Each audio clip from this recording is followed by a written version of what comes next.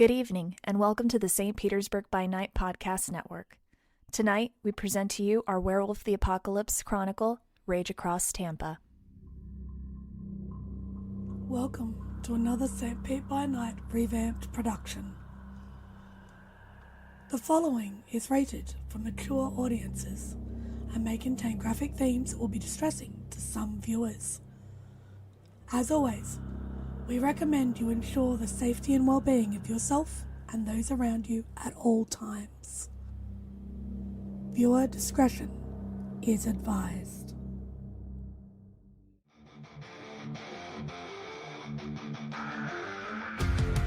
In the heart of night, we rise from shadows, howling at the moon, igniting our battles, cleansing dire of an endless fight, until our final days we will fight. Thanks, man, we stand united as one.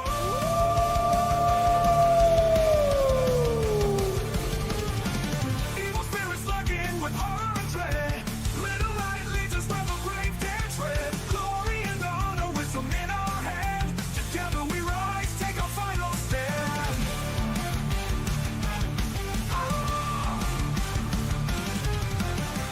Everywhere we run, the wind is at our back. All the world's forces we will track. From the depths of the ocean to the clouds in the sky, vampires tremble as we learn to fight. Rage across Tampa, in this fight we'll stay. Evil spirits lurking with horror and dread. Little light leads us where the brave dare tread. Glory and honor, wisdom in our hand. Together we rise, take our final stand.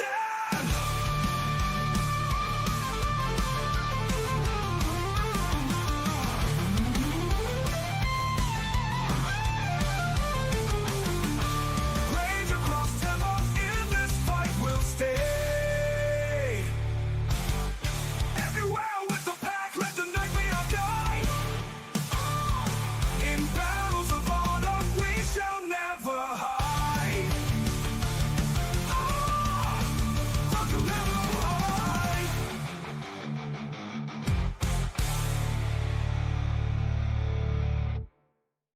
Good evening and welcome back to St. Petersburg by Night. My name is Kent, also known as Misha Kent on all social media. I am the lead storyteller of St. Pete by Night, and it's Tuesday night, so you know what that means.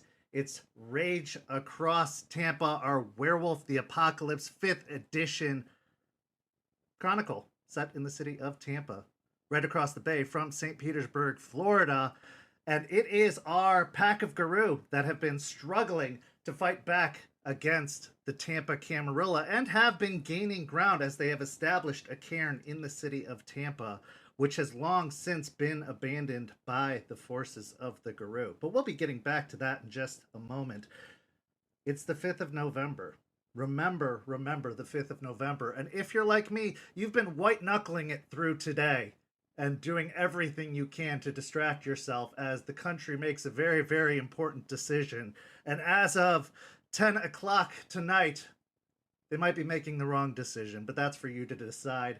We will leave that up to your individual feelings on the matter. But we're going to do our best to entertain you tonight. If you are watching live, we are going to do our best to delight you and take your mind off of what is happening all throughout the country of these United States. So let's take a moment to introduce our amazing players that make this chronicle possible. Players, take it away.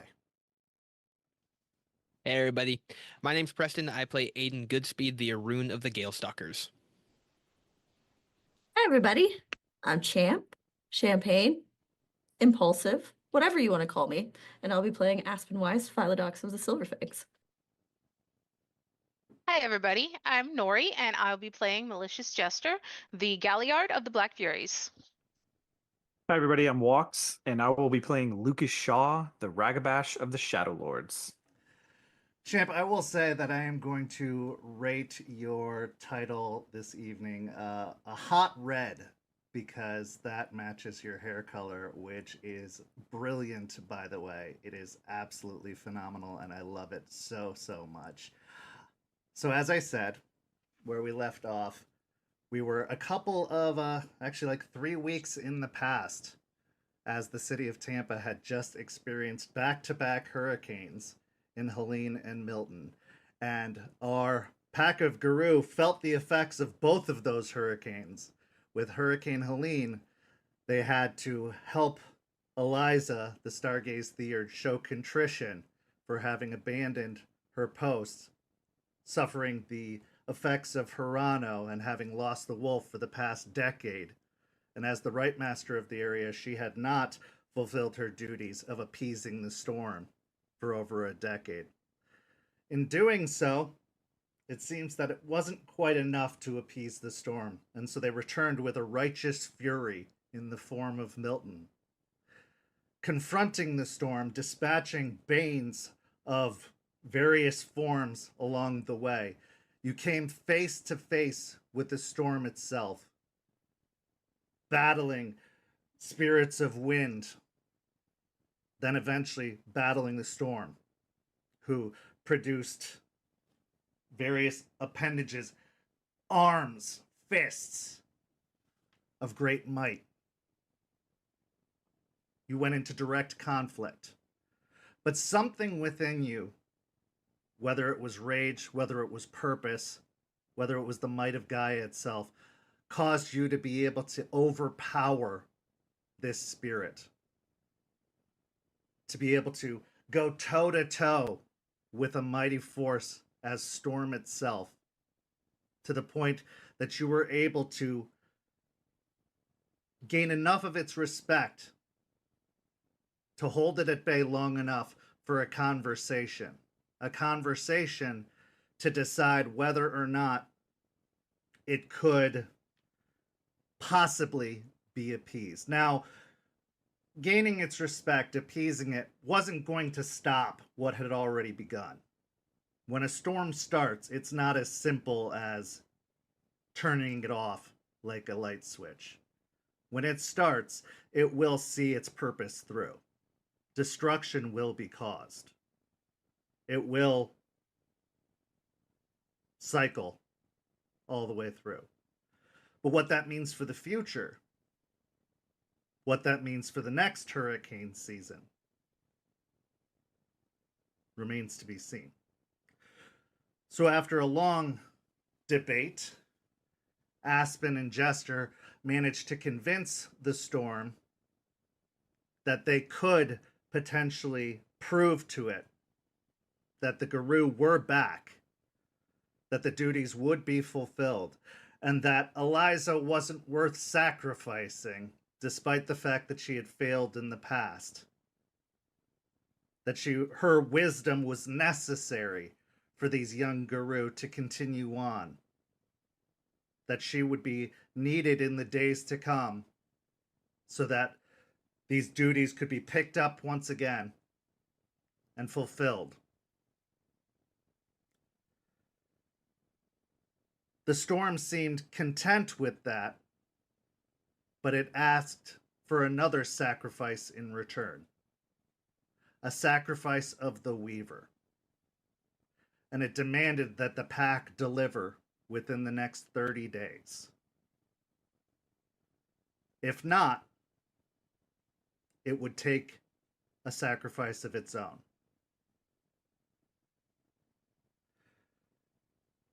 Tonight's story takes place over the next couple of weeks as we try to catch up to the present, try to get us caught up to current day. Our story tonight begins with Lucas. Lucas, in the wake of the devastation caused by Hurricanes Helene and Milton, now that everything has settled for the most part, you've decided to seek out one of your touchstones, Luis, one of the kind of head gardeners and administrators at the Botanical Gardens in Tampa. Louise is a older woman of Latin descent, probably in her late 40s, maybe even early 50s. On this particular day, she is wearing very much a lot of protective gear, long sleeves, big, heavy gloves, large wader boots as she moves through 2 or 3 inch deep mud and sloshing water. This area has seen a great deal of destruction, needless to say, and the botanical gardens have been closed ever since the storm. Now, they did put as much precaution as they could. They tried to cover up as much as they could, but there's only so much you can do. The botanical gardens are greenhouses, and while you can put up barricades, you can try to block as much as possible. Windows were broken. Some damage was done that simply can't be repaired. You can give plants root, you can try to tie them down, but these winds of upwards of 120 to 140 miles per hour, they're going to do what they're going to do, and they did exactly that. So with a great deal of sadness in her eyes, she works, resolute as ever, to try and clean up the mess. And she directs others, volunteers working alongside her, to try and clean up, hauling massive amounts of detritus and debris away from the site, trying to clear a path and trying to decide what can be salvaged from the area. Putting her hands on her hips, she turns to you. I'm so glad you were able to make it, Lucas. Thank you for coming out. I'm sorry that I couldn't get here sooner. Wow. Okay, where do you want me? What do you need done? She wipes some sweat from her forehead. Hi, where to begin? I suppose the best thing you can do is see what... Adios. Let's start over here.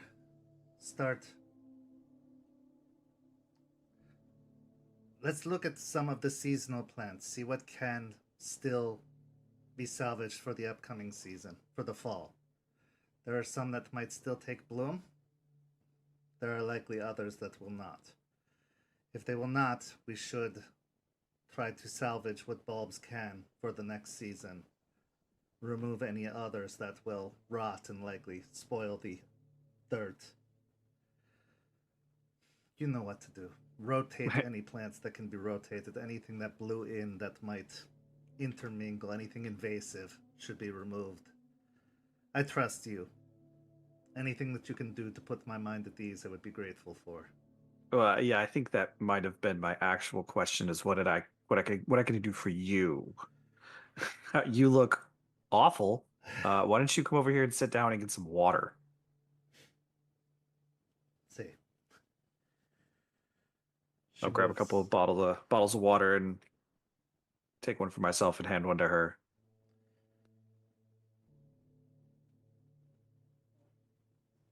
This is rough.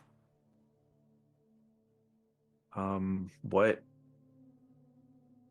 I mean, yeah, we're gonna do what we can, but how extensive do you think this is gonna be? I mean, what's gonna be the recovery from this? Our yield after this is gonna be terrible. We're gonna need to do something. I don't know, to be honest. It could take weeks, maybe even months to recover, but it is not going to be a priority. There are so many other things that are going to be in the minds of the government, and rightfully so. I mean, obviously, the economy is going to take a great hit from this tourism, it is not going to be a high priority for places such as this. It is not going to come first. There are those that can help, possibly fundraising, but this is going to be an expensive endeavor. And while there are those who are generous to offer their time and offer their efforts, it's going to take a lot of time and quite likely a lot of money to do. And we just have to hope for the generosity of those that are willing to give, but everyone and everything is impacted by this. Even our wealthiest of donors are likely going to feel the pinch of this storm. Many of them had residences along the beach and likely probably felt a great deal of destruction from this. And sure, we had insurance, but insurance adjusters have their hands full, to say the least. This is not going to be a high priority. I might know somebody if you run into any kind of legal snags with the insurance. I might have an idea of somebody that could help you. Friend of mine. Well, any help is good help, of course, but I would not ask anybody to go out of their way or trouble themselves. We will do what we can, and we will survive. We will persist. We always have. We always will. I have a sinking sensation that she would be probably okay with providing you some assistance. But I'll handle that. I'll talk about that. You don't worry about that. Just let me know if you have any issues. What about you, Lucas? How have you made it through the storm? Have you had power return yet? What about your residence? Where are you staying? A friend. I was staying with a friend. Most of my stuff's there. It's an above a garage place, so I mean, what few things I have were fine.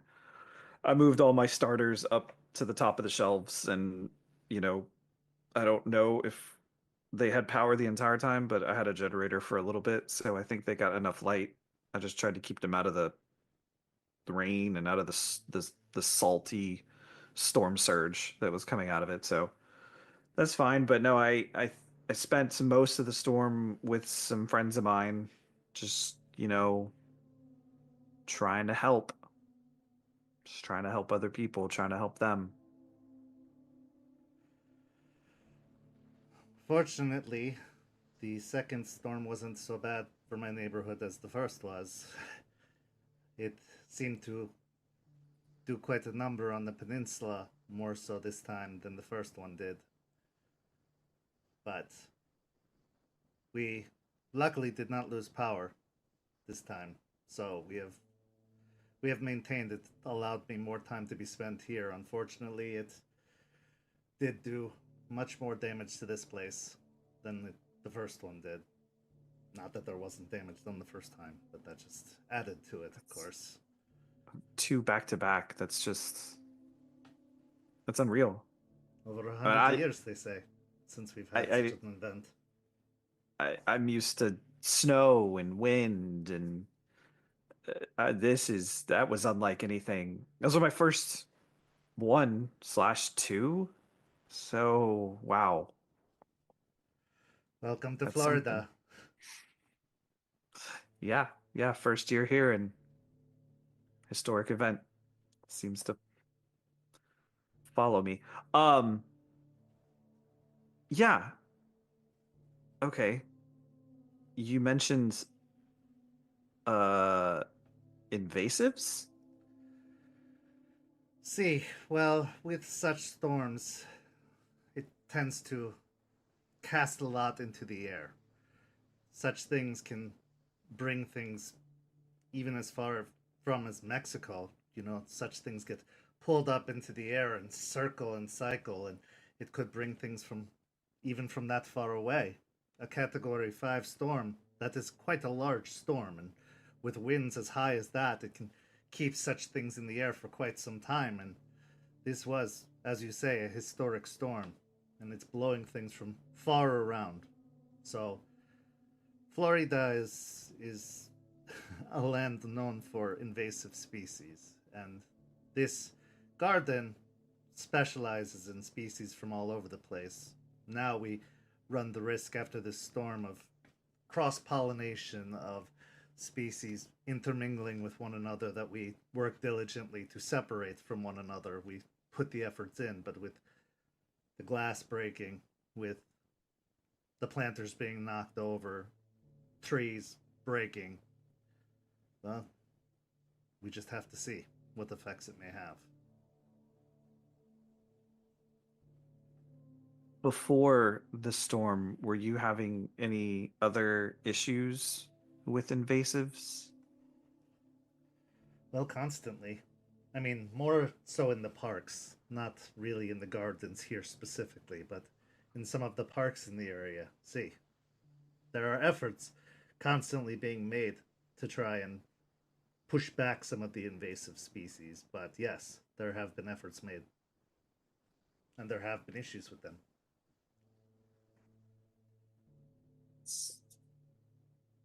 Interesting. Even Spanish moss is an invasive species.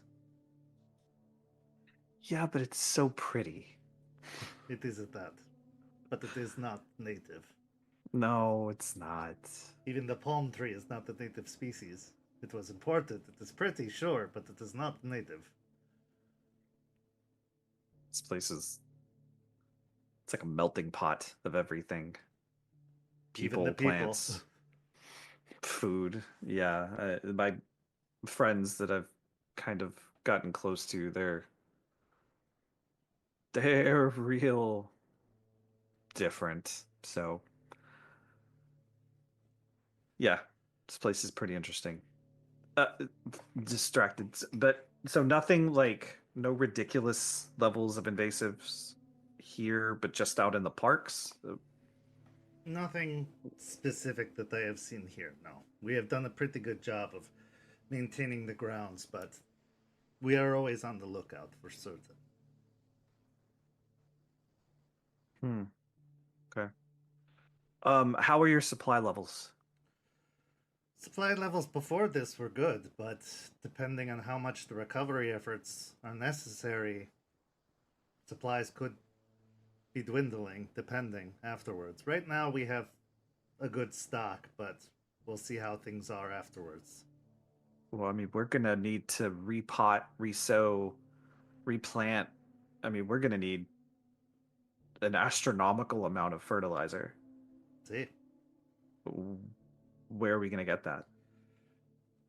Well, thankfully, I think that most in the area will be primarily focused on the insides of their homes than the outsides. I don't think many are going to focus on landscaping right away. So hopefully, if we are able to secure funding or dip into what reserves we have, we can get resources or use some of our resources to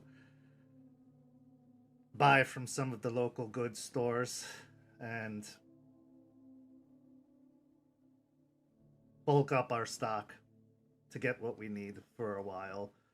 Hopefully they will not run out, but shipments into the area for a while, I mean, stores are going to run out fairly quickly until they can restock, until it is safe to bring supplies down here. I mean, the coastline and many of the interstates coming through here were already in bad shape after Helene, and now with Milton, getting here is already difficult. They were already trying to clear up the roadways, and then the second storm hit. There is debris everywhere. Now, they've already made a pretty good effort, and they're well on their way, but it's going to take a great deal of time. They're still trying to restore power. I mean, it's priorities. Do you have power at your house? See. Okay. Just making sure. If you didn't, I had somewhere you could go. Okay, so say we are going to secure funding. I might have an idea about that. If you are going to get things, like if I can get my hands on some stuff for you, where do you want me to bring it? Where do you want me to drop it off at? The gardens here, they are closed to the public. I can. You have been quite helpful. I will secure you a copy of the keys, and you can come Okay. by and just drop them off when you have time. I may not be here, but I trust you enough to bring by whatever you can. That's fine. That's what I was thinking. Like I work weird hours, so if I can get my hands on something and get it to you, then yeah. You have been more than helpful. Anything you can do would be most appreciated. Well, just don't ask too many questions. At this point, I don't think anybody could. Good, good. Um, one more question. Have you heard of any new operations before the hurricane that have sprung up? Any new entities, any new research groups or facilities? Um, operations. What do you mean? I think, and I'm not sure because I'm not going to make any assumptions, that there is a new research group here that's studying plants.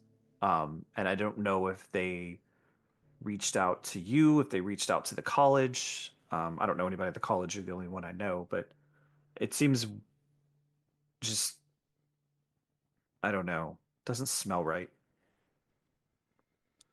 Well, I know that there was a an individual that came by talking about offering internship opportunities that were becoming available, but that is not overly unusual. Looking for botany opportunities and lab research technicians, but that is, I mean, there are a lot of research facilities around here. But that, again, they come through pretty regularly around rotations. Can't say I had seen them before, though, but again, changeover is not unusual. Do you remember what they look like? This one stood out.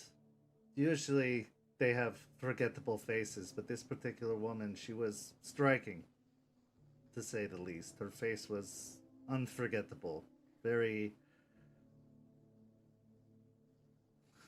very attractive. Uh, eyes that look like she could stare through you. I remember them even now. Blonde hair, kind of tall. See, you've seen this woman. That's why I'm asking the questions. I had an interaction with, like I said, a new entity that I don't know much about, but is doing some research out somewhere, specifically on invasive species. So, uh, yeah, it just feels weird. She visited the gardens, not when she came by the college, and the way she walked through the plants, it was like she was listening to them. I have seen some people have interesting relationships with the plants before. I mean, we've even had to shoo some people off, but this was unusual. Again, why it stood out. Yeah. Okay. Um, just if you don't mind, if she comes back, can you let me know? Of course. And was there an area particularly that she was very interested in?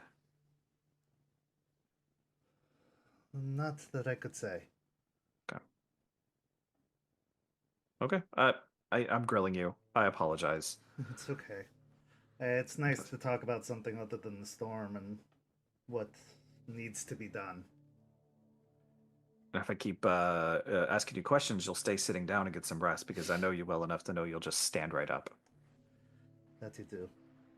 That being said, I should probably get back to it. Okay, I'm gonna grab my gear and take a walk around and see where I can best start getting to work. See. Gracias, Lucas. Luis, you please watch out for yourself. I will. I know that this is not a sprint, it's a marathon, and it will take time, and I will be sure to take rest when I can. Just the initial cleanup must happen quickly, because the more this stuff settles, the more damage it can do. Okay, well, I'll go get my stuff. See. You head off to get your supplies. Is there anything else you wish to do before we move on? I would like to, as I go around, just doing work where I can do work, see if I can spot anything that I remember seeing at the Piney Point greenhouse. Sure, give me a wits and investigation.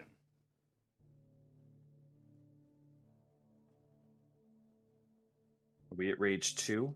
Yes.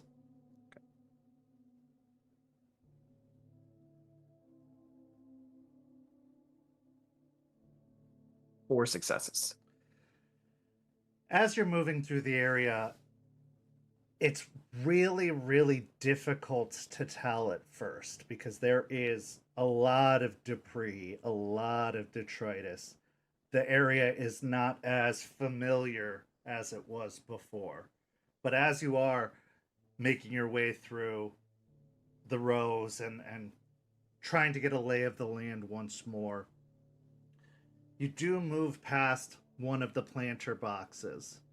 And as you do, this planter box has been, you could tell it was tipped over and then set aright.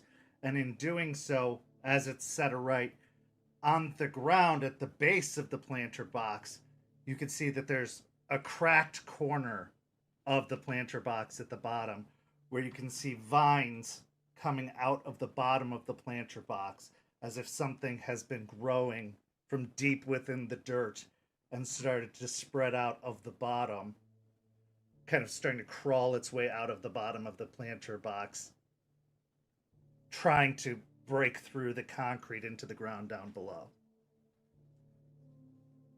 I'll take out a pair of shears and I'll take a clipping, a decent sized clipping of those viney roots and put them in a bag with just a little paper towel and a couple of spritzes of water and then seal that bag up. Okay. And then I'll get to work. Okay. With a new mystery to be solved, there's still a lot of work to be done. But you do have that lingering question, a new puzzle picking at the back of your mind. We move on now to Aspen. Aspen, you have had a lot going on in your life over the past year. But one mission, one task, one job has remained consistent. A goal you've been chasing, a goal you've never strayed from. A goal that you have finally accomplished. A goal that no storm, no leech, no tragedy could deter you from. For on this day, as you find yourself riding in Regina back from the city of Tallahassee, several hours away from the city of Tampa, earlier today you took your oath as an attorney of the state of Florida. Artie sits next to you, dressed in a suit that you helped him purchase at a thrift store, suit and tie, all buttoned up, his dreads pulled back in a very stylish kind of ponytail behind. You have a certificate on your lap, dressed in a very nice kind of dress suit of your own. He reaches over and takes your hand, giving it a squeeze. I'm really glad I got to be there today. I can't tell you how proud I am of you.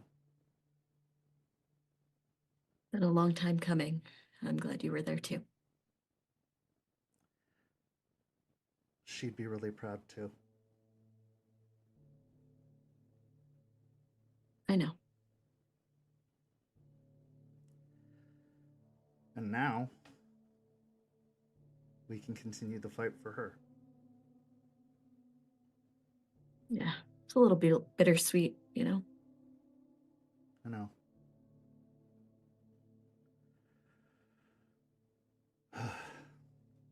So, what are we going to do to celebrate? I haven't thought that far ahead. Maybe we just go home, watch a movie. Okay. He starts up the Jeep, starts driving, getting on the highway. The area is still recovering in its own way, but this area wasn't hit as badly. Didn't even suffer the effects of Milton. This one recovered from Helene, which it did take a little bit more damage from. So as you're driving, you can still see some of it being cleaned up as you have left the courthouse where you were sworn in by a judge and eventually get onto the interstate heading back towards Tampa. He keeps his hand clasping yours, the other hand on the steering wheel.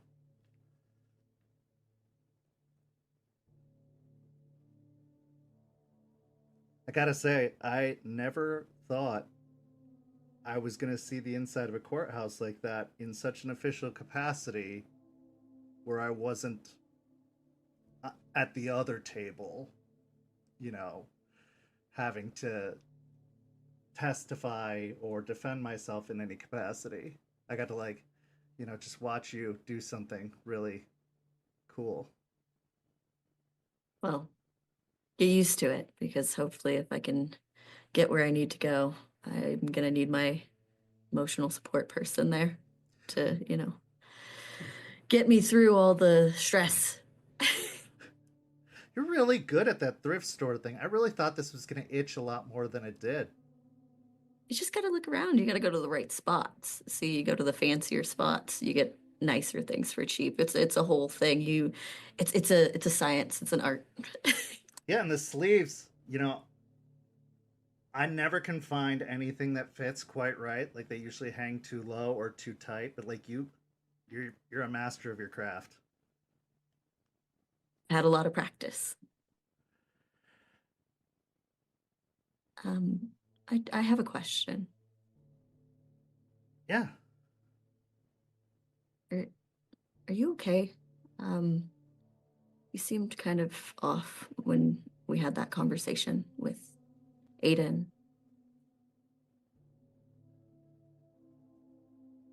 What do you mean? Seemed like there were thoughts in the back of your head that you weren't expressing.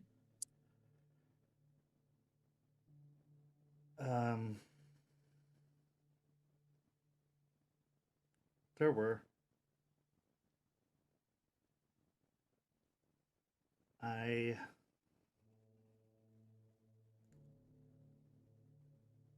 don't have any reason to think that these two things could be connected. I don't have any reason to believe. Because, of course, there's other possibilities, but I started thinking about him and how long he could have been spying on us. much he could have found out, how much he could have known. And then it made me think, what else could he have been spying on? How much else could he have known? What else did he help them find out?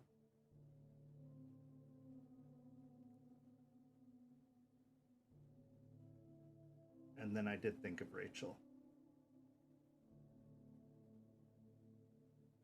And I know they had their sights on her anyway after the whole jail thing, but they can't go out during the day.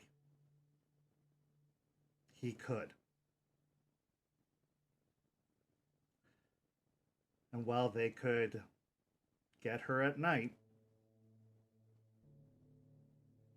I don't know. Maybe I'm paranoid about it.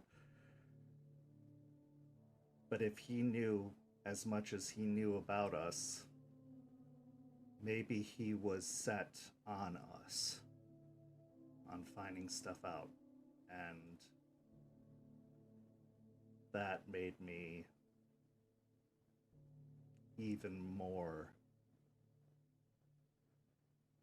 intent on not wanting him around. And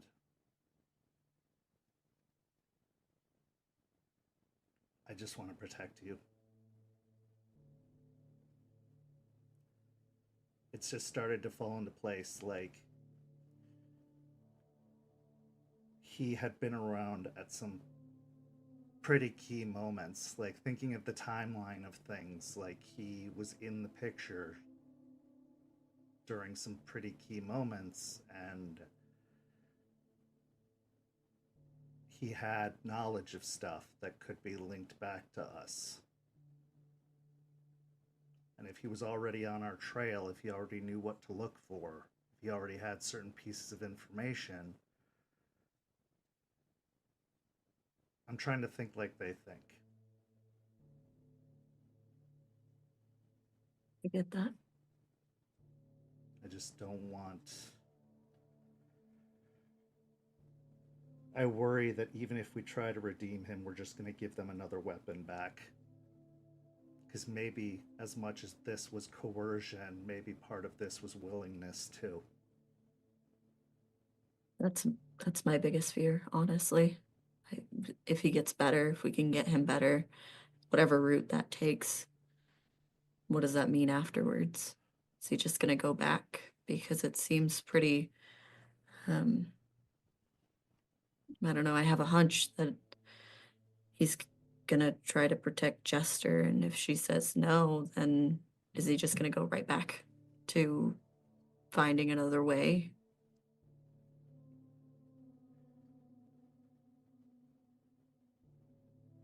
I know that if I lost you,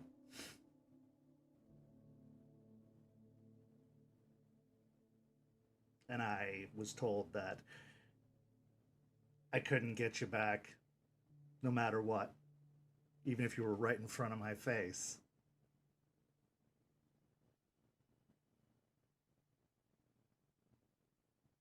all bets would be off.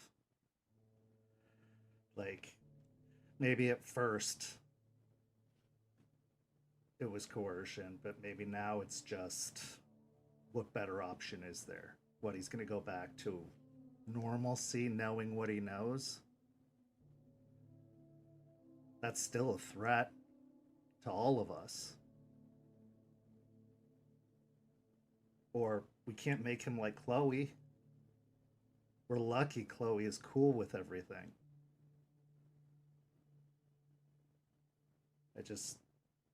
I want to protect you. I want to protect us.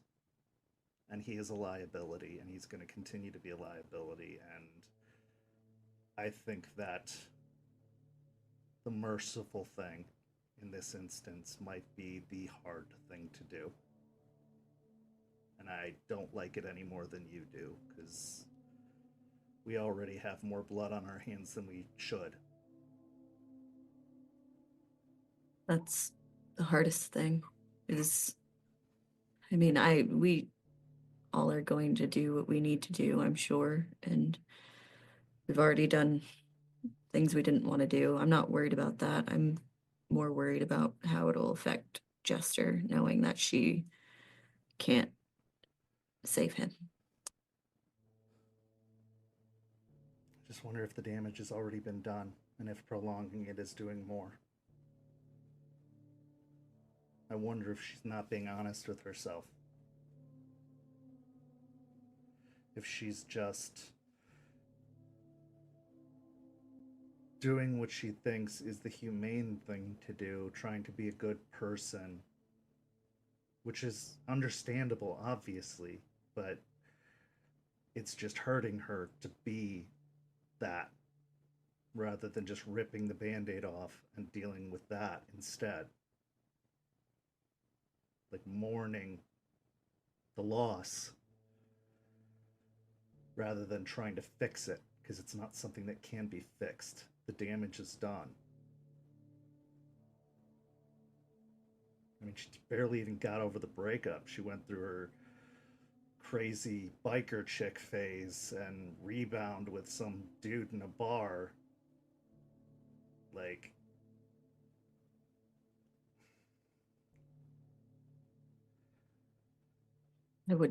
I'd be lying though if I said if you were in that position, if you were in Leon's position, I don't think I could.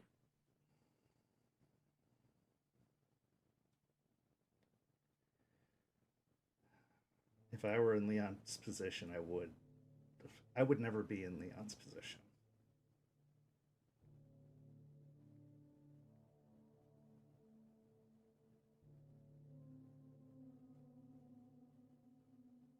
Yeah, like he made his choices.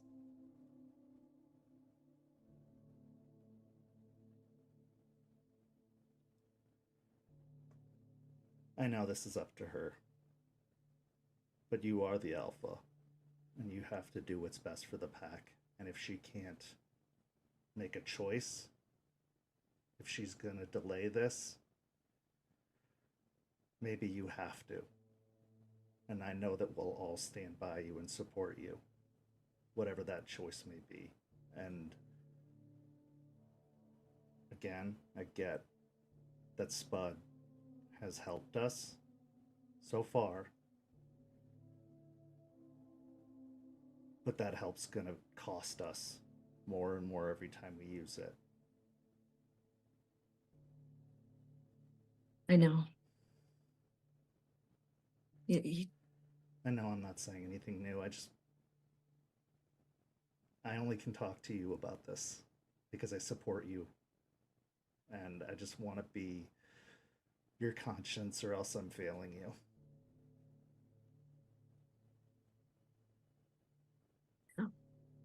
Well, I don't think it makes much of a difference, I guess. It's just nice to say out loud. Spud doesn't want to be like them. He actively tries to find a way out. So. But he is like them. You didn't want to be like us, but you are like us. And I'm glad you're like us. Because we need you.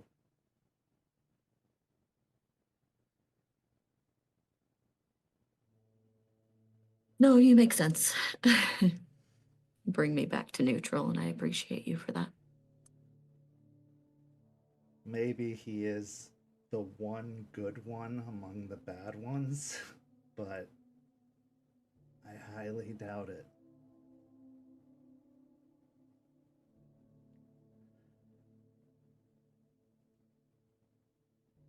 They all still need something that hurts people.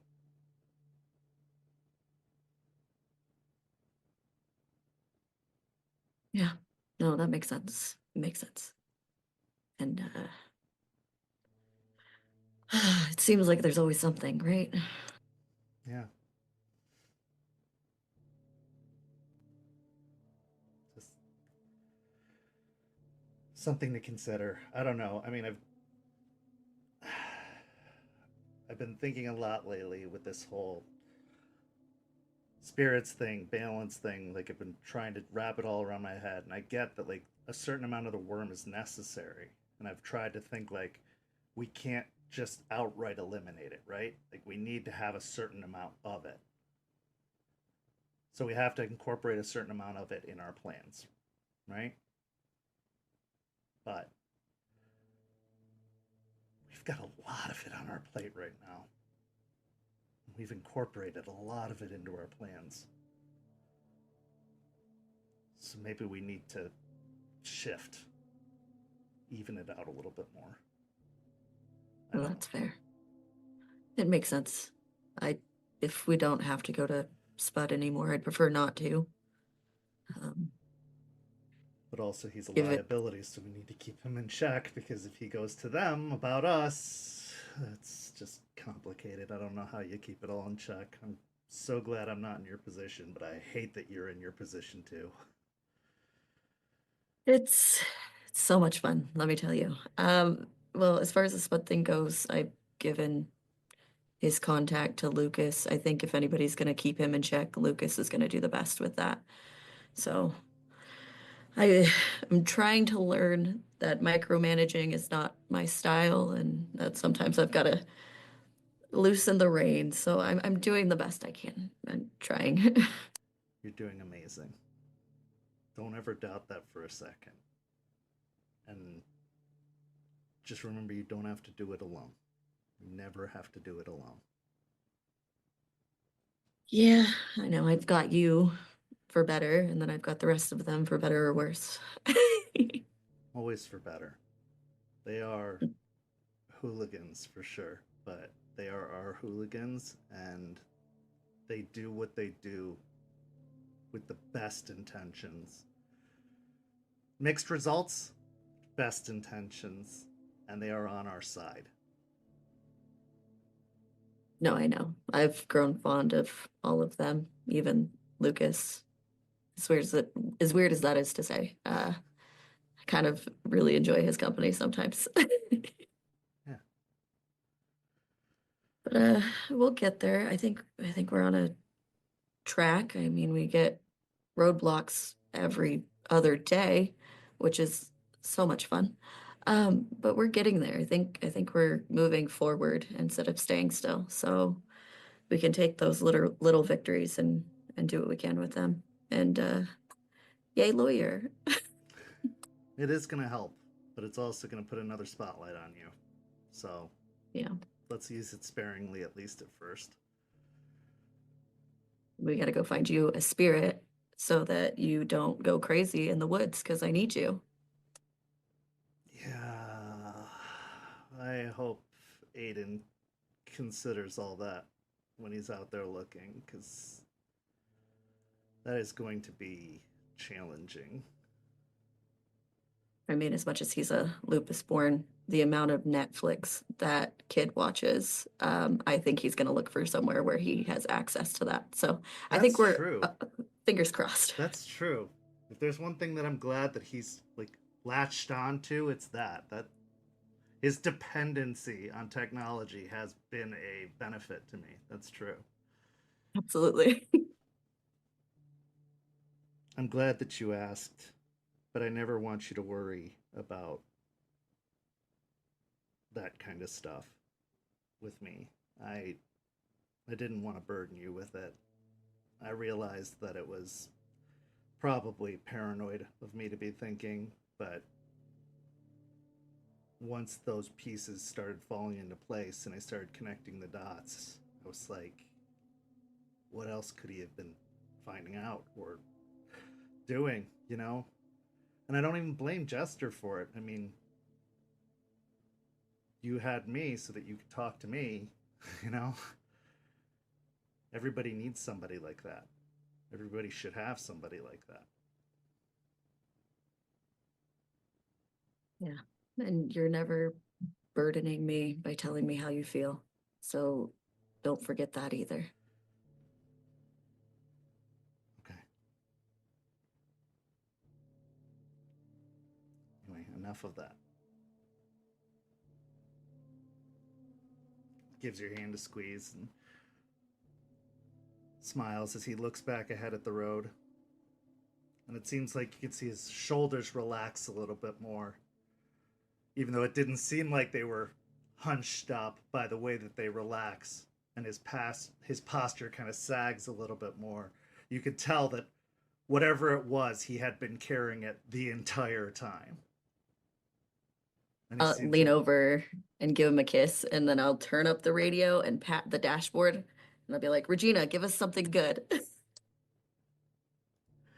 And as music starts blaring out of the speakers, Regina starts to speed up on the highway as you continue your way home. Speaking of home, we transition now to Hillsborough State Park, where Aiden is in search of a new home, at least a potential fallback point. Because with the storm, despite their best efforts, damage was still done, to say the very least. Not just by Milton, but by Helene as well. Lettuce Lake Park took a good amount of damage from both storms. Maybe not as bad as it could have been, but the walkways and the area where the RVs were once parked, where the campgrounds once stood, where you once called home, is now a mess of floods. The walkways that once led there are now broken. The boulevards, a mess of fallen trees. And while you in your lupus form could probably find a way to get back there, it's probably going to be a mess for a good while. And there's going to be eyes on that area to recover it as the park tries to find its way back to a good sense of normalcy, and recovery efforts continue for the park as a whole. So Aiden, you've been tasked with the effort of finding a new potential fallback point. With the efforts and the potential of a sacrifice being offered up, conversation has been made of potentially offering up Greer's as a possible sacrifice to the storm. Greer's the place where you have been holding up through the storms and where the RVs are parked now. So as you make your way through the woods, a place that you've hunted pretty regularly throughout your time in Tampa, you know that you've only explored a small percentage of this vast wilderness, because Hillsborough State Park expands inland, a place where very few choose to live, because the further inland you go, the hotter it gets. The less that breeze that comes in off the Gulf and the bay reaches. It gets dank, it gets humid, and it gets nigh unlivable. For the humans, at least. In your lupus form, as you pad through the woods, I'd like you to make a wits and survival check as you're starting to get a lay of the land. Any additionals for being Wolfborn? Yeah, absolutely. You can take an additional 2 dice.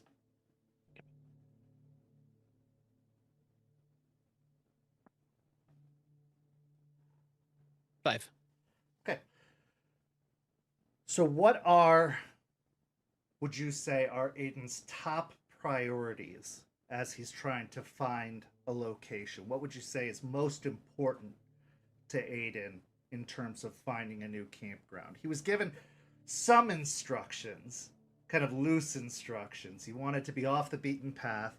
They were looking for something a little more remote, a little more in touch with the wild, something less urban, because that seemed to be where the leeches seem to congregate, something a little further out based off of your conversation with Artie and Aspen. So what's also some of the features that Aiden's looking for? So from the first place that he picked out with Aspen, he wanted somewhere that was easily accessible by road. At this point, he doesn't really care too much about that. He wants to make sure that it is completely off the beaten path, and if they have to hike in, they got to hike in. He wants something that is defensible, something that creates at least 180, if not a full 360 view of everything that can come into that new fallback point. and any other natural overall funneling points that they could create. Like this is the one way that someone could get in if they were to try and locate them. So these are all things he's trying to, all the things that happened at the first place that were failures, he's trying to take those and turn them into successes on his new place.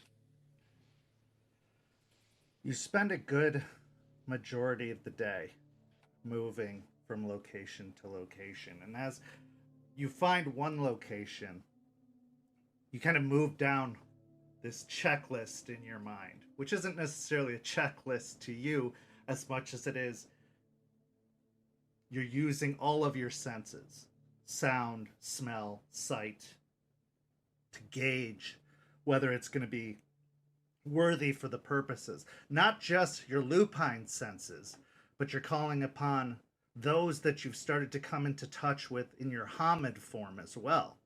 You're trying to think with all of these new abilities that you've come more and more accustomed with over the years.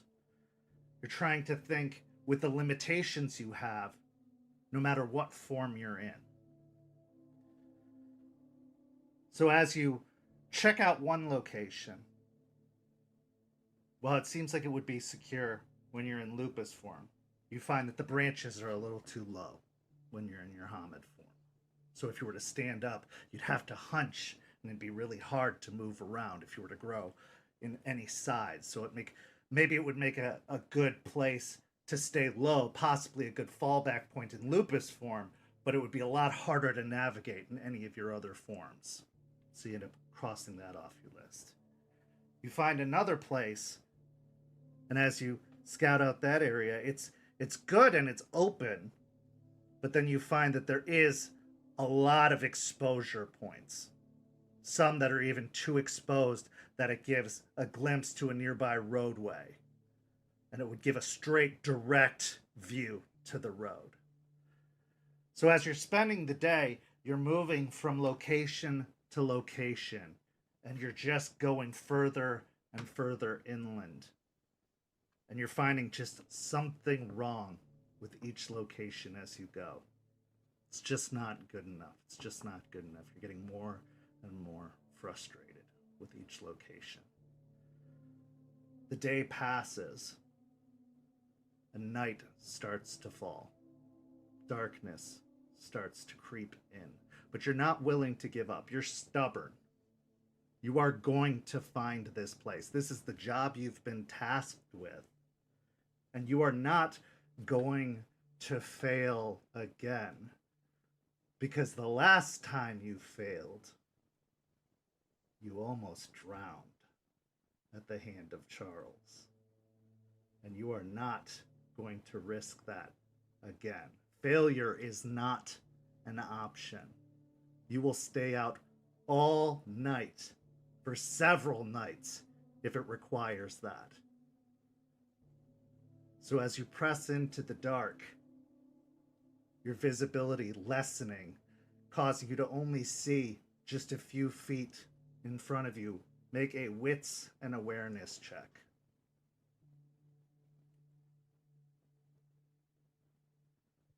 Can I burn a willpower? Yeah.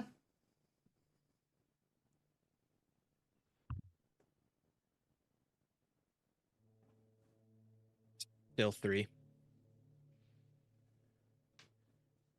Creeping through the underbrush, moving inward, further inland, you hear what you think is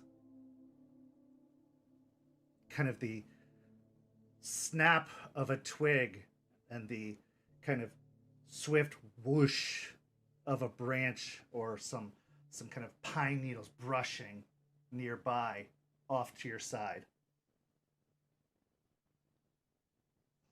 But as you turn to look over in that direction, you don't see anything, any movement. Any smell of anything? Nothing that you can detect. Gonna go check it out. Gonna move over to where the snapping and rustling was at. As you move over to that location, putting your nose to the ground, pricking up your ears, trying to detect any other sounds. You inspect that patch of area, and you can't even find anything that would have made that kind of sound. That brush of pine needles. There aren't any pine trees in this area. That's not even native to this area. That was a sound that's almost reminiscent of where you come from, but isn't anything that you would find here. Maybe it was a trick of your mind. Maybe it was exhaustion, delirium, but that's not something native to this area. That sound, while it alerted you, couldn't have come from here. There's nothing here, especially so close, that could have made that sound as you investigate the area. Aiden will take a seat right where he's at, take a few deep breaths, and try and listen further. Because if it's something from his home, he's going to think that the only thing that could be is a spirit trying to reach out from there, or it's his patron trying to tell him something. Okay. So he'll sit there and wait. Roll me a wits, and I'll give you a choice: investigation or occult. Yeah, not a cult.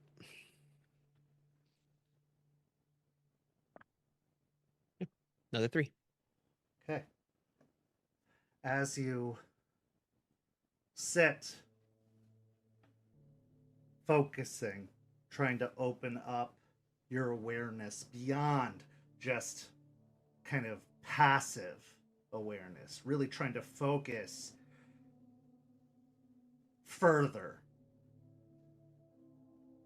you do detect a scent, a familiar but foreign scent. Something unnatural to these surroundings. Something reminiscent, but very, very invasive. You smell snow? You know how snow has a smell? That fresh fallen snow smell? Right. It's distinct, but it is definitely not Florida. And as you're sitting there in the damp, hot heat, that chill enters your nostrils. And it's very pointed, it's very distinct, and it's very direct.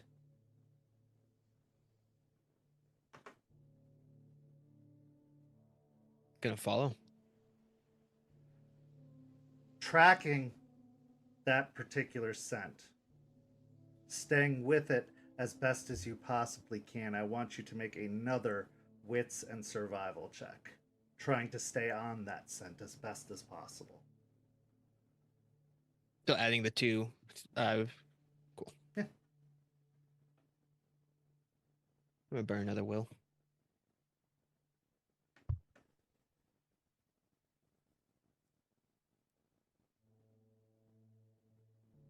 Four. You are able to stay locked in to this smell of snow.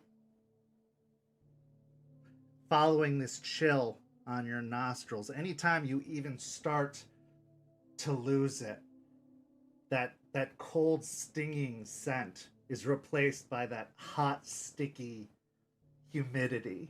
So you're able to like recorrect and catch it again. So as you follow it, you weave through trees, getting into a more dense woodland, getting further away and further from civilization, going deeper into the park possibly than you've ever gone. Eventually, you find yourself so deep in the woods that there's not even lights, ambient light from any sources around. You can't even recall the last time you saw any of those weird constructed towers that the humans have built. As you move, the trees climbing up all around you, eventually there's a break, a clearing, a massive clearing. You follow the scent until it stops in the center of the clearing. As you get to the point that it stops, it almost drops directly into the center of the earth, right to the ground. And at the center of the ground, you see two things. 4 paw prints embedded in the earth, and a willow leaf placed on the ground.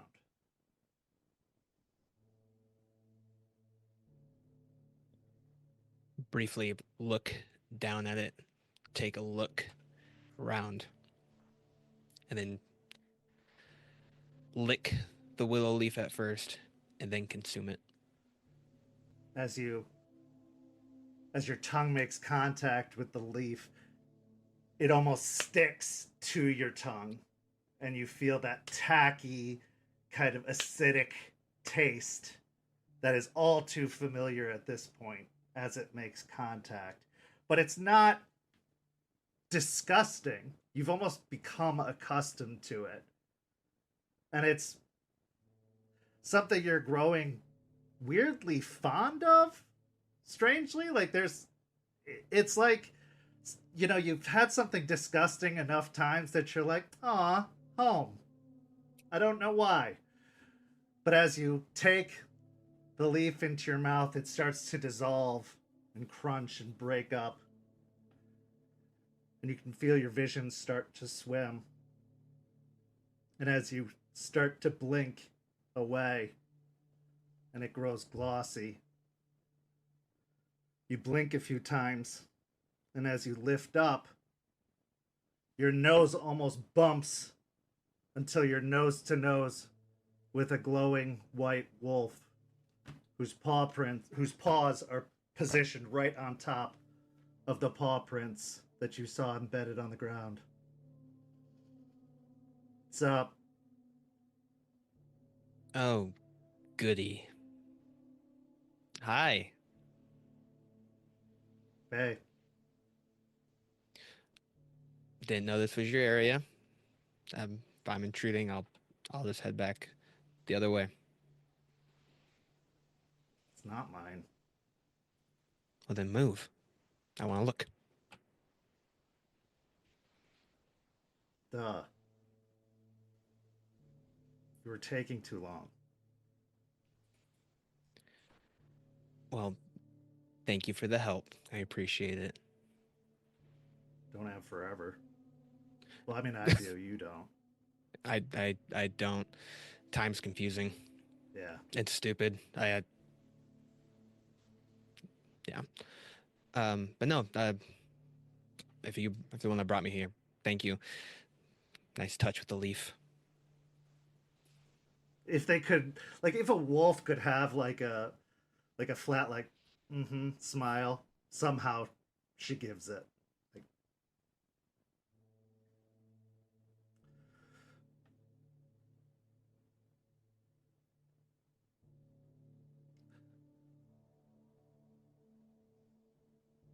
things are gonna get worse before they get better.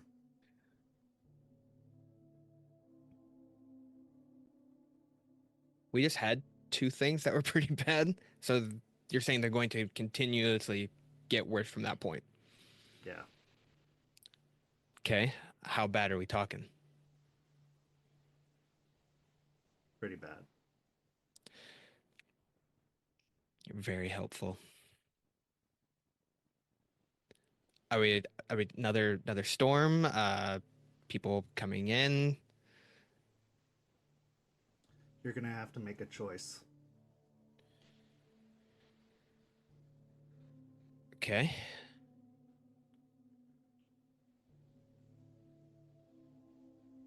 You or her.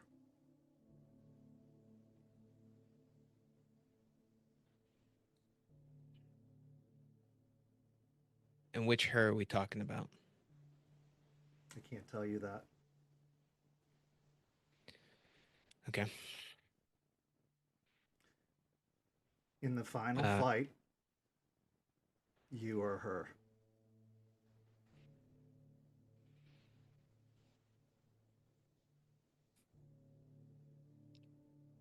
That's a pretty easy choice if I'm thinking of who you're talking about. You might not be right.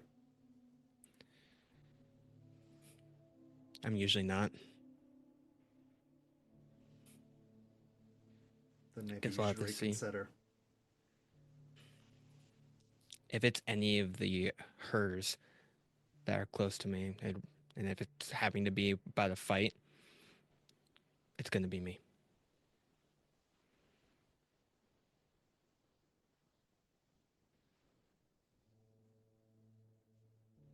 It's up to you.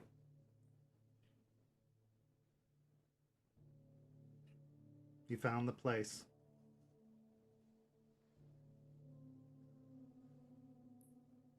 Okay. Thank you.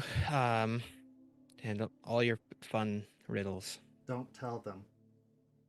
It's only going to make it worse. Not great with secrets. Figure it out. I had to do it too. Did you make the right choice?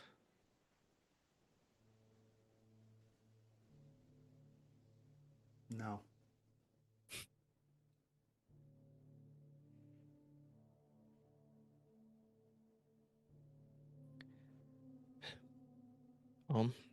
We'll have to kind of see how it goes from that point. Do you know, do you have a rough estimate on when this is going to be happening?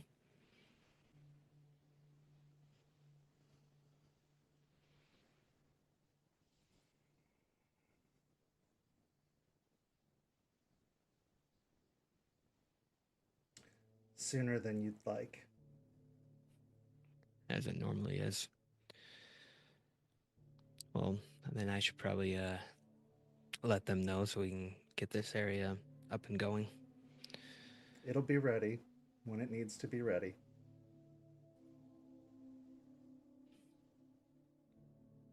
Yeah. When you made your choice, did you know that you made the wrong one afterwards, or did you know it was wrong while you did it? It was right when I did it. It was wrong later. I would do it again.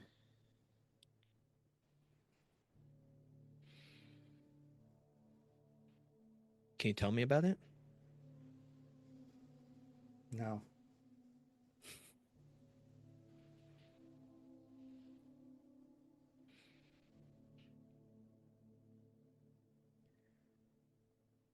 This place. Can you tell me about this place?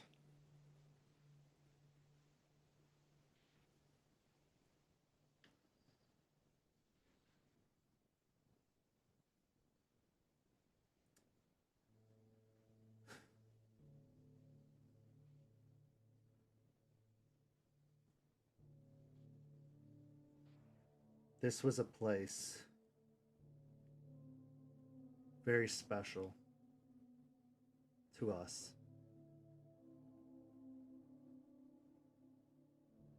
A very long time ago. Even longer than the place we currently reside. It was a place special to the first of us that walked this place. Before those that came from over the sea.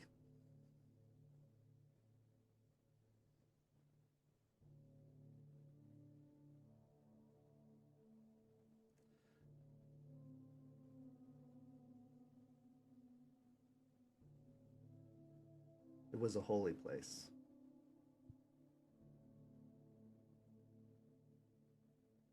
A sacred place. An untouched and wild place.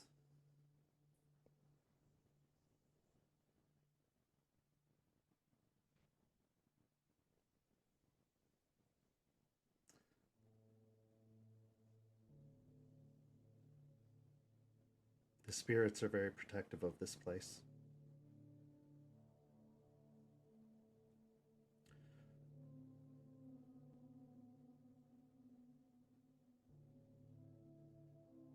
They will welcome you.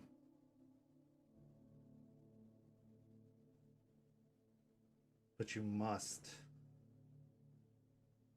keep the sanctity of this place as well. Understood.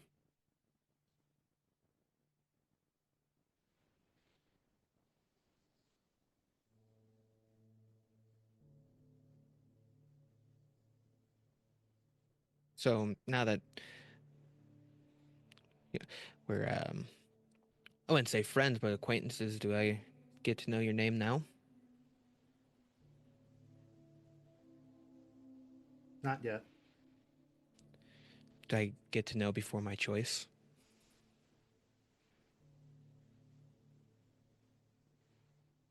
No. Make the right choice and you will.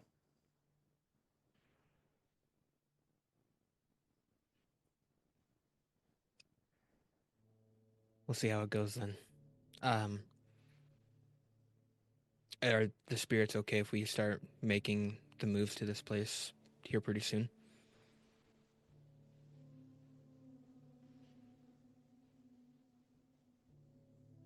Yes. Well, this has been lovely, but I do have to make a phone call. That won't work here. Oh man, that's not going to be great for one of the people. You have to go a little further. Past the trees. Okay. I'll see him soon. I'll just let him know. I'll just bring him here, and we'll get this thing going. I'm sure Eliza will be very happy to be here. Maybe. She's all about the whole, spirit thing. So.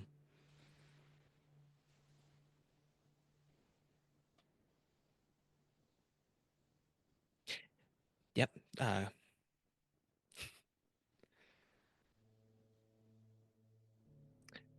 He's gonna try and step around her and walk in to take a look at the area. You do. Pass by. Start to look around. And as you do, you can see that the trees that make up the edge of the glade all seem to grow taller on the umbral side than they do on the physical side. Like sentries, almost like soldiers. The spirits that make up the trees stand like sentinels guarding this glade. Their branches almost like spears at their sides, armed and ready to protect around the edge of the glade. The clearing itself is vast and open. And in the center, the very center of the glade, you can see a spark. A spark of somewhat dormant, untapped energy, power. Something itching, yearning to be awakened, but untapped.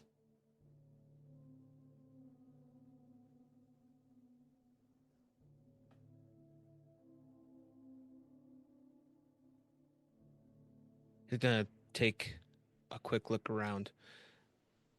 I gotta tell Artie I found it. He's gonna turn back to the White Wolf. She's gone. I can't. Oh. You know what? If you can hear me, Camelot. I found it. Put that in them history books. Don't call it that. You hear? Oh. That's dumb. You got a better name? Not that. Got literal tree knights. Fine, I won't call it Camelot.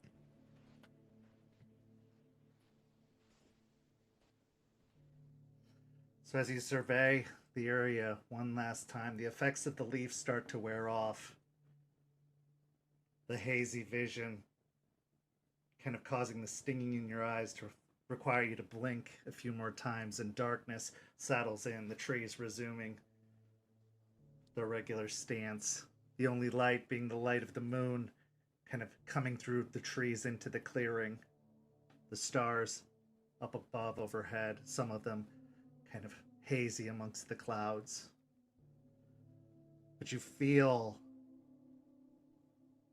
that same energy here in this place. You feel a stillness in this clearing that you didn't feel anywhere else in the woods. Everywhere else, there was a strange hum, like an unsteadiness, an uneasiness. Here there is calm. As you head off into out of the clearing, ready to return, as soon as you step out of those trees, the world resumes. You make your way back to report what you found. We transition to our final scene of the first act. Jester, you are at Greer's, the place that you have taken refuge throughout the storm, unable to return to Lettuce Lake after it flooded after Hurricane Helene and took quite a bit of damage after Hurricane Milton. So you and Eliza and Chloe and Aiden, pretty much a majority of the pack, have been taking refuge at the storage complex for a couple of weeks now. And you find Eliza still sitting, spending a lot of time within the ritual area that she has prepared in one of the storage units, spending a lot of time in contemplation, meditation, when she's not resting or eating.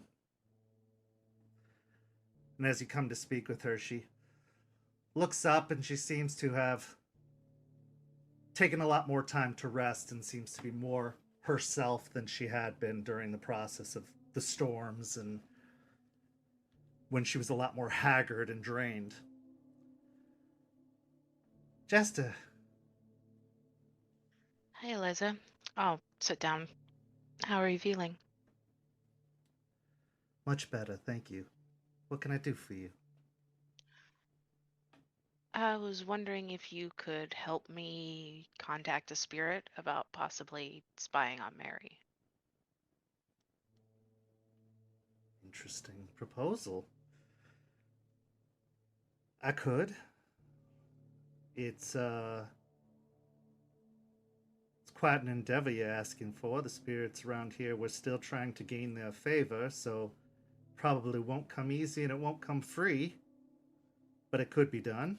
Are you sure that's what you want to do right now? I need to do something. Sitting here isn't helping. Doing nothing, again, isn't helping. Well, it never hurts to try, I suppose. Are you, what are you hoping to accomplish? We haven't been able to get much information on her at all, except for, like, stories that she's a boogeyman, and,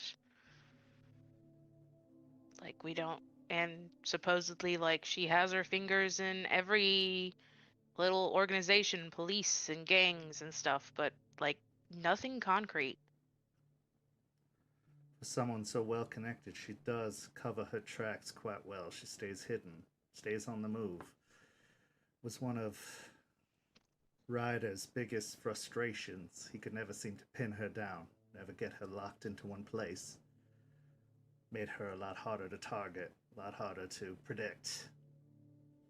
Right. And so if she's got that much influence to be able to hide on the human side or here, maybe we could try the Umber side where she can't have much influence.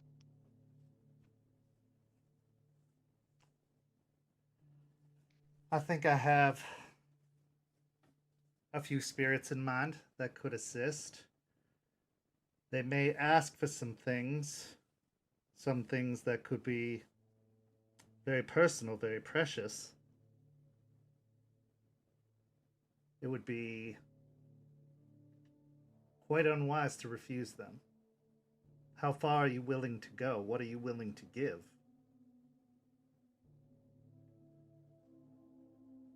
These aren't going to be your typical jaglings or gafflings that I'll be calling upon. Where they're going to go, they're going to need to have quite a bit of strength behind them.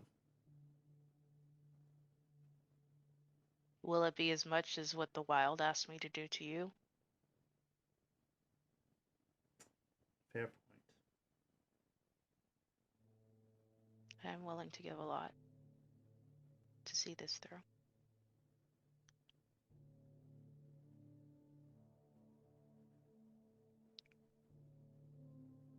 Very well.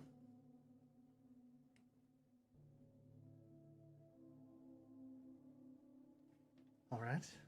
She starts to scoot back in the circle she's created and kind of sets out a place in front of her for you. And as she does so, she starts lighting some incense around her, gets out a little bowl, sets it in the center, and gestures for you to sit across from her. I'll move into place and sit across, getting settled in. She prepares some herbs in the bowl.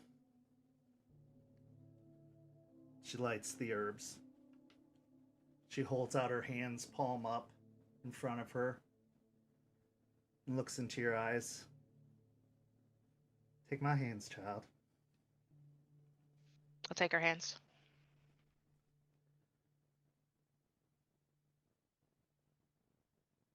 Understand that this might be a bit disconcerting.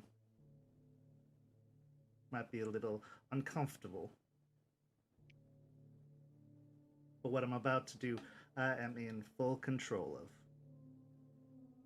And I'm doing so willingly. And when it is done, everything is all right. Do you understand?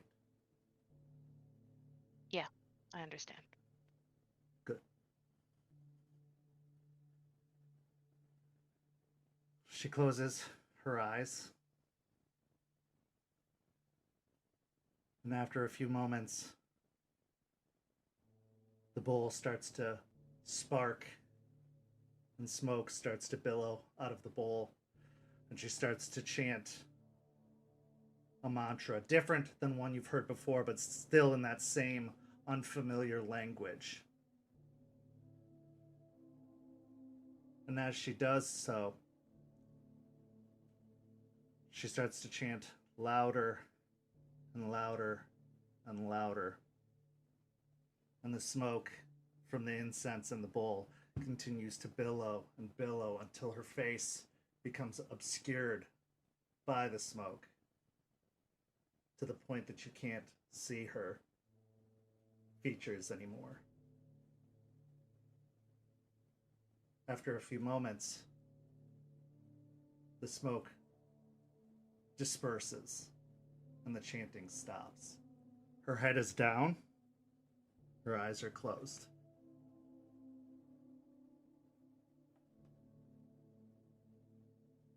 A few moments pass of silence.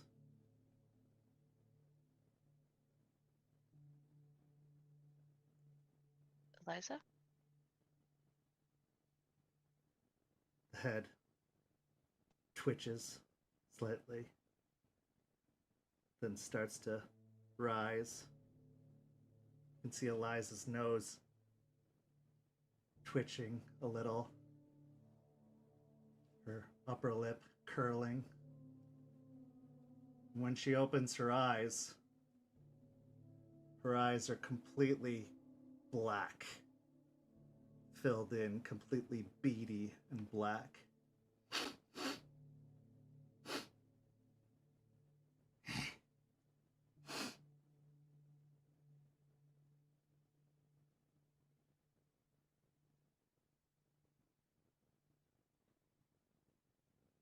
Oh, this is what she meant. Okay. Hello?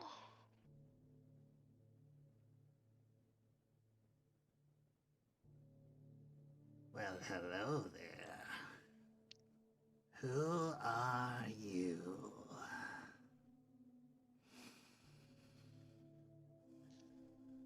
I'm Malicious Jester.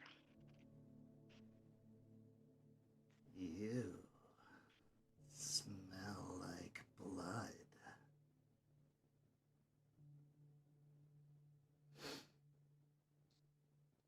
To look down at my body like, I guess that doesn't get cleaned off spiritually, huh? You smell like guilt and sadness and pain.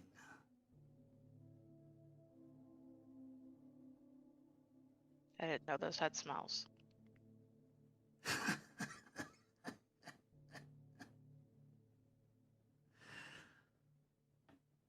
Everything has smells.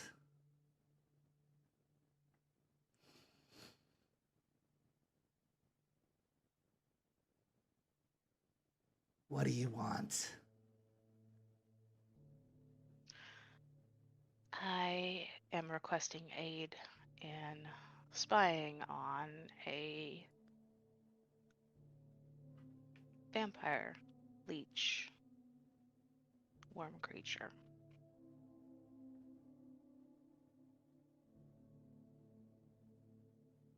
Providing information on perhaps where she goes to ground or who she values. If you wanted that, you should have had one of my kids among your numbers. But you couldn't, could you? Too good for them? Can I have your name? I've given you mine.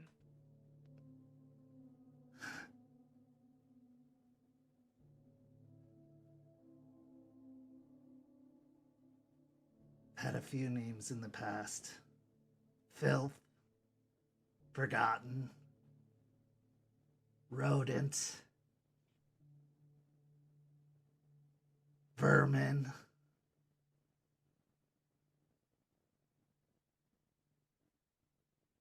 Take your pick.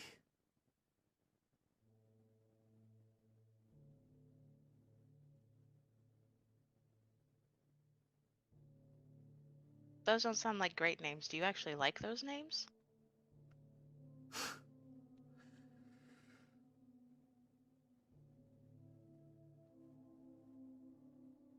You get used to it. Well, I mean, there's getting used to, and then there's liking something. What do you prefer to be called? Or what would you prefer me to call you?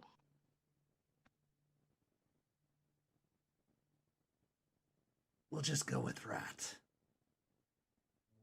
Okay. Rat. Kent, do I know of when he said his, like, who he meant? Roll me a intelligence and occult. Oh my god, I got the only success I could ever get. You know, I would say you probably know that the Bone Gnars have an association with rat. That's not a hard leap to make.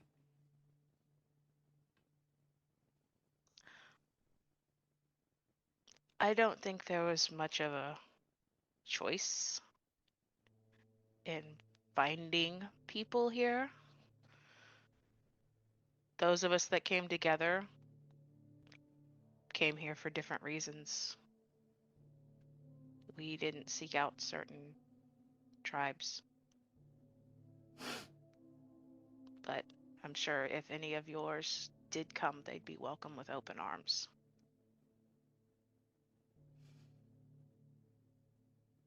My kind aren't usually welcome with open anything. We just kind of slither our way in. Well, this place isn't usual. I'll say. We're kind of not usual. Is that right? What makes you so different? Look Eliza up and down. We put trust in as someone who isn't even of nation. This one?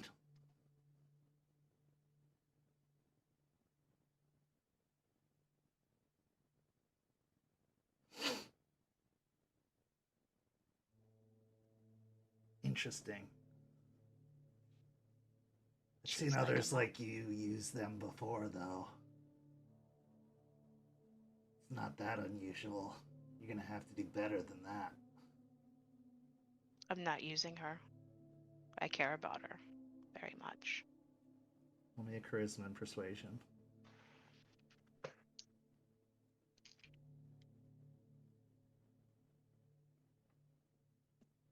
Does my favor count?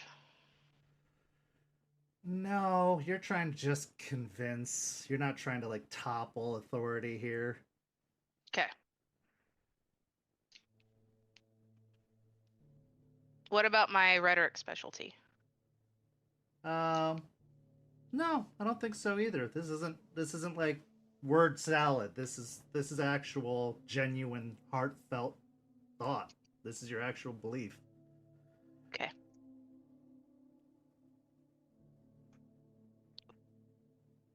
Ooh. Okay. 6 successes with a crit.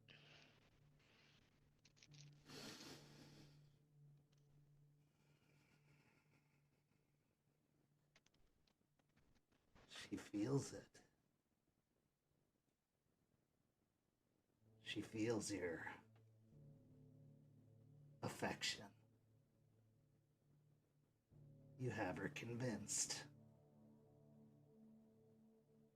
Huh.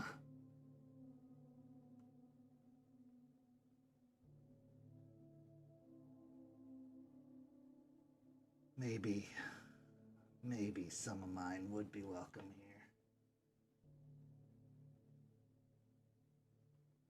We'll see about that.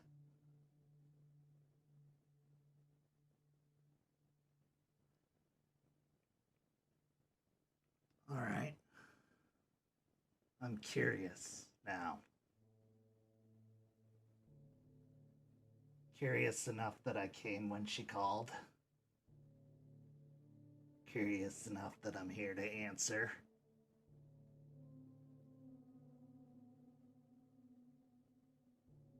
What do you need? The vampire's name is Bloody Mary. She is... That's a dumb name. I didn't come up with it, so don't look at me. A vampire named Bloody Mary, isn't that kind of like cliche?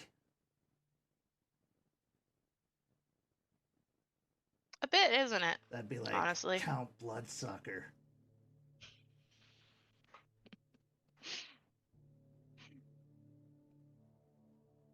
Fair. That is kind of like, yeah, that is a little bit cliche. I guess they don't have the best imagination. She's very strong. She's killed many of our kind. And she's good at hiding her tracks.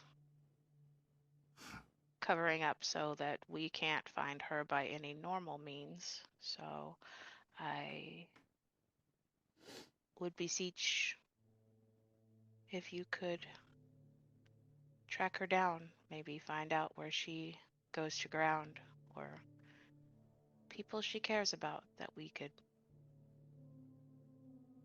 find a weakness for her. Oh, you want a secret? A big, juicy secret.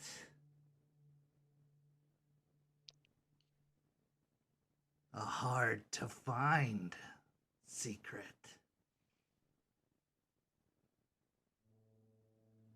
Yeah, I'd say so. Must be pretty important to go all the way to the top. You could say it's a life or death situation.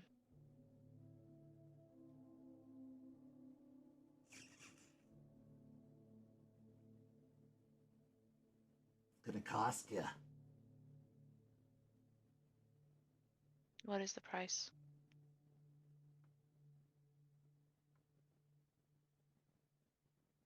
I want a secret too.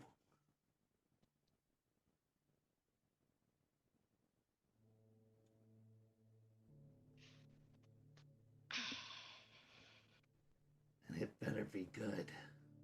And I'll know if it's good or not.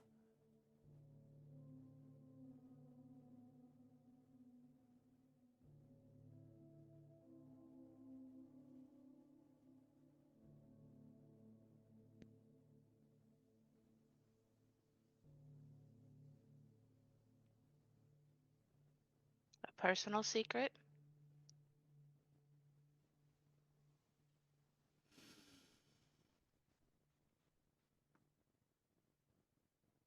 Yes.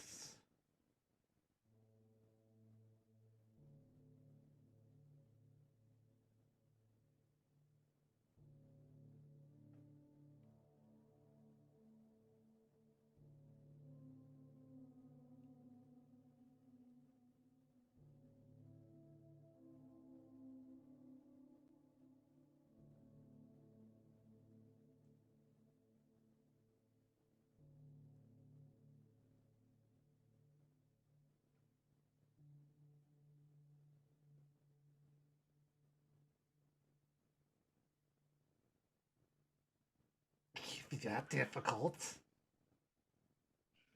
What's something you could tell me that you haven't told anyone?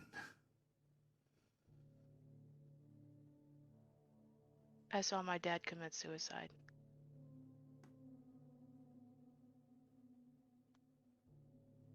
I didn't know what he was doing at the time because he was just taking a bunch of pills. But I knew something was wrong, but I didn't go and get my mother. I just went to bed when he told me to. And I never told her afterwards.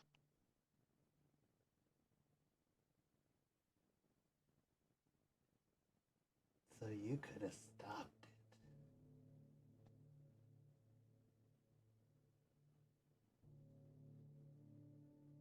Yeah.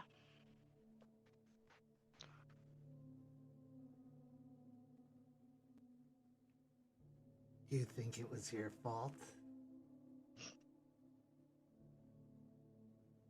Who wouldn't?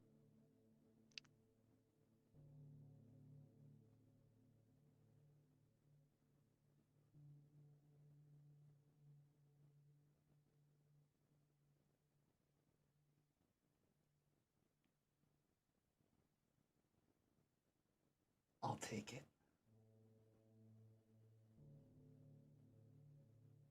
On one condition. What condition?